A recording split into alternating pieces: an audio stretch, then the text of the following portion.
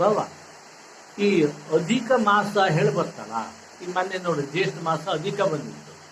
ಅದು ಎಂಥದ್ದು ಅಧಿಕ ಮಾಸ ಅಂದ್ರೆ ಎಂತ ನಿಮ್ಗೆ ಗೊತ್ತಿದ್ದ? ನನಗೆ ಅಧಿಕ ಮಾಸ ಅಂದ್ರೆ ಭೂಮಿ